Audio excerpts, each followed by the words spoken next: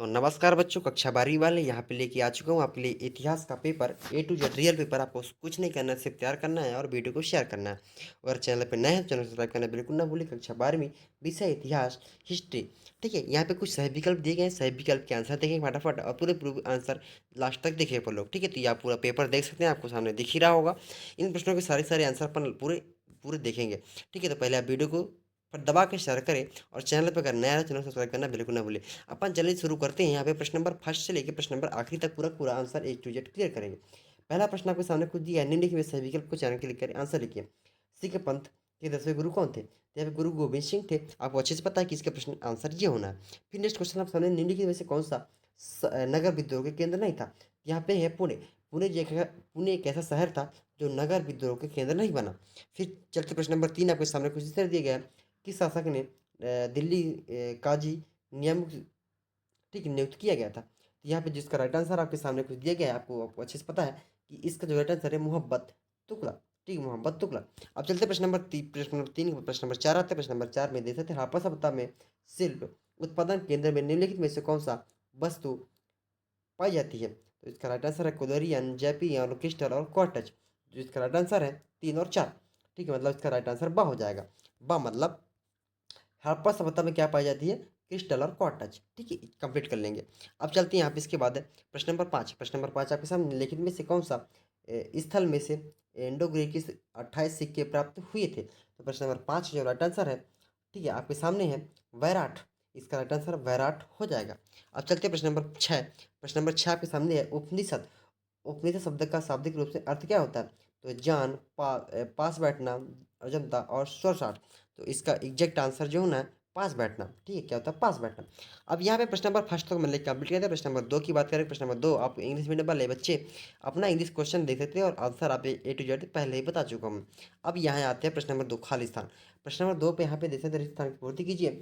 और यहाँ पे रेगिस्तान की पूर्ति करने के लिए बात की गई है। और यहाँ पे पहला क्वेश्चन है, मनुस्मृति के अनुसार पैतृक जायदाद की हिस्सेदारी थी? तो जिसका राइट आंसर है महिलाओं की। क्या थी? महिलाओं। ठीक है, महिलाओं की। इसके बाद महिलाओं के हो गए। अब यहाँ पे लिखेंगे आप महिलाओं, महिलाओं की थी। ठीक। और इसके बाद चलते हैं, नेक्स्ट क्वेश्चन है, जैन धर्म में खाली तीर्थकार हुए थे? तो जैन धर्म के तीर्थकार कितने थे? 24। ठीक है, 24। यहाँ पे प्रश्न नंबर 3 का देख सकते हैं, इलाके में बंगाल आर्मी पौधाशाला कहा जाता है?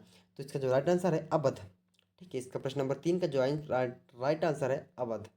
ठीक है, अवध। फिर चलते हैं, नेक्स्ट क्वेश्चन आपके सामने है, सलाथों द्वारा दिखु शब्द का प्रयोग खाली खाली के लिए किया जाता था? तो आदिवासियों के लिए किया जाता है। किसके? आदिवासियों। ठीक है, आदिवासियों के लिए किया जाता था।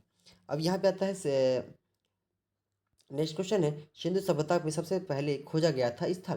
तो यहाँ पे जो राइट आंसर होगा हड़प्पा। ठीक है, हड़प्पा, हड़प्पा। तो यहाँ पे और क्वेश्चन है, travels in the Mughal empire खाली की रचना थी? यहाँ पे था फ्रांस। ठीक है, क्या था? France vernier. ठीक है, वर्नियर, फ्रांस वर्नियर।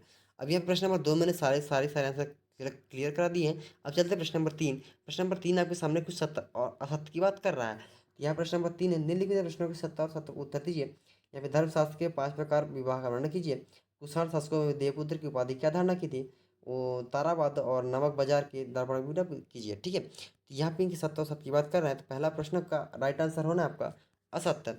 दूसरे की बात करेंगे तो यहाँ पे सत्य, और तीसरे की बात करेंगे तो ये भी है सत्य। अब ये हो गया प्रश्न नंबर 3 के 3 प्रश्न। अब चौथे और पांचवें की बात करेंगे तो यहाँ पे है चौथा, पांचवा, छठा। चौथा क्या है? स्तूप का इस संस्कृत में अर्थ टीला होता है। तो ये बात सत्य है। ठीक है, यहाँ पे प्रश्न नंबर है, एम्पायर का एक न्यायांकर संत थे? तो एम्पायर एक न्यायांकर संत थे, ये बात भी सही है। ठीक है, अब चलते प्रश्न नंबर 6 देखिए। प्रश्न नंबर 6 आपके सामने कुछ इस तरह दिया गया है, यहाँ पे है, नालंदा विश्वविद्यालय की स्थापना कुमार गुप्त ने प्रथम में की थी? ये बात सत्य है। ठीक है, प्रश्न नंबर ये हो गया सत्य सत्य। अब यहाँ प्रश्न नंबर 4 देखिए, सहजोड़ी की बात करेंगे। सहजोड़ी आपके सामने कुछ इस तरह दिया गया है, यहाँ पे 7 सहजोड़ियाँ हैं और इन सातों सहजोड़ी का आंसर क्लियर करने हैं। सहजोड़ी सही विकल्प बनाइए। यहाँ पे लेंजर करिंगम, मैग्नीज स्तंभ, ऋषभदेव, अलिरुनी, दीवान और हिंदू का तोता और मियर मैर। ठीक है, इसके बाद चलो देख लेते हैं अपन। अब इसका जो राइट आंसर होना है आपके सामने कुछ इस तरह दिया गया है, सहजोड़ी।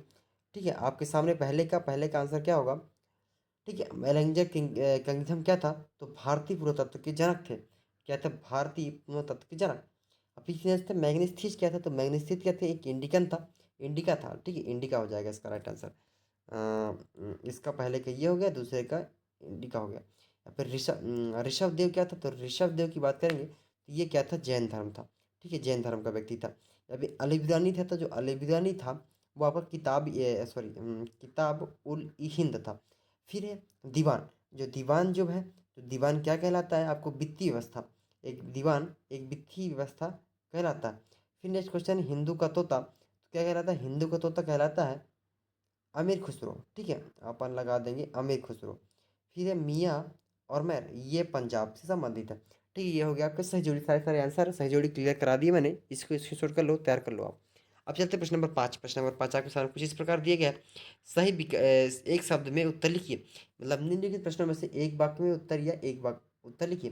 पहला, हड़प्पा सभ्यता की किस पशु को पूजा की जाती थी? तो हड़प्पा सभ्यता में किस पशु की पूजा की जाती थी? तो वृषक। ठीक है, वृषक। किसकी? वृषक की पूजा की जाती थी। फिर नेक्स्ट है, आरंभिक भारत काल सबसे प्रसिद्ध विविध ग्रंथ कौन सा था? तो इसका था मनुस्मृति। क्या था? मनुस्मृति। ठीक है, अब यहाँ के बाद चलते हैं अपन दर्शन झील का जीर्णोद्धार किसने करवाया? तो इसका है गवर्नर पुण्यगुप्त ने। किसका? गवर्नर पुण्यगुप्त ने। ठीक है, अब इसके बाद चलते हैं प्रश्न नंबर छोटा चौथा है, छोटा गणराज्य किसे कहा गया है? छोटा गणराज्य भारतीय गांव को।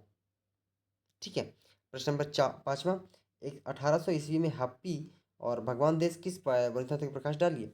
जिसका जो राइट आंसर है कर्नल कर्नल कलिंग कर्नक कलिंग और मैकेजी। ठीक है, अभी हो गया।